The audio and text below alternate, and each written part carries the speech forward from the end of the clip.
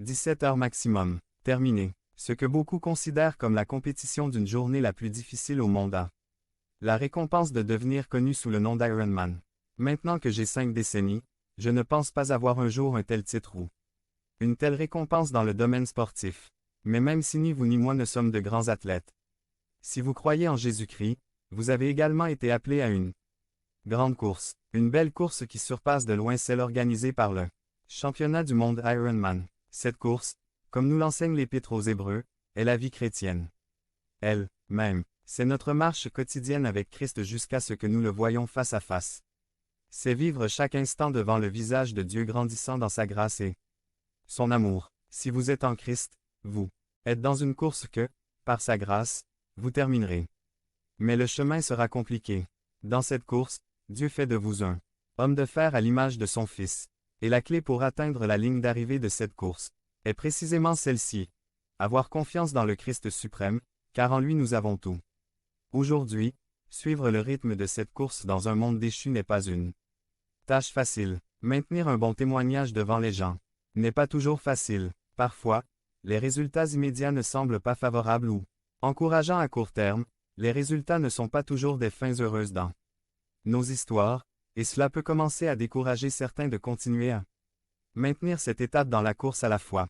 C'est précisément ce que vivaient certains croyants dans les premières années du christianisme. L'auteur de l'Épître aux Hébreux, justement, écrit son épître à des gens qui avaient besoin de réétendre la bonne nouvelle de l'Évangile parce qu'ils se décourageaient et abandonnaient le droit chemin de carrière, après avoir abordé de grands arguments théologiques bibliques démontrant la supériorité du Christ et de la foi en lui sur toute autre forme, caractère ou institution du passé dans les 10 premiers chapitres. L'auteur de l'Épître, au chapitre 11, raconte l'histoire biblique en mentionnant de grands personnages qui ont persévéré dans leur foi jusqu'à la fin. Disons que le chapitre 11 de la lettre aux Hébreux est le panthéon des héros de la foi. Les grands sont mentionnés. Point. Abel, Enoch, Noé, Abraham, Isaac, Jacob, Joseph, Moïse, et la liste s'allonge encore et encore. Les récipiendaires avaient des problèmes de foi et l'auteur prépare un défilé d'hommes et de femmes de foi, qui furent de grands athlètes dans la course de la foi. Mais ceci uniquement pour préparer le terrain à la présentation de l'athlète des athlètes. L'auteur et finisseur de la foi, notre Christ suprême. Quand nous arrivons au chapitre 12, il commence par ce connecteur donc, pour nous dire que ce qu'il s'apprête à dire est lié à tout ce qu'il nous a dit jusqu'à présent et que dans le contexte immédiat, cela fait référence à tous ces éléments, des hommes et des femmes, mentionnés au chapitre 11, qui ont persévéré dans la course à la foi, en gardant leur vie et leur confiance dans le Seigneur Jésus-Christ.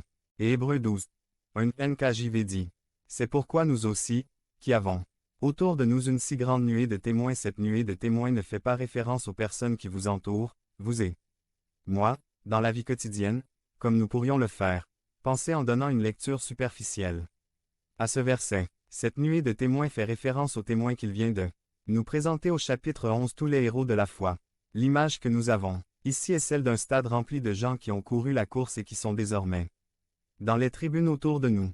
888. On peut s'imaginer se trouver sur la piste du stade principal où se déroulent les compétitions olympiques.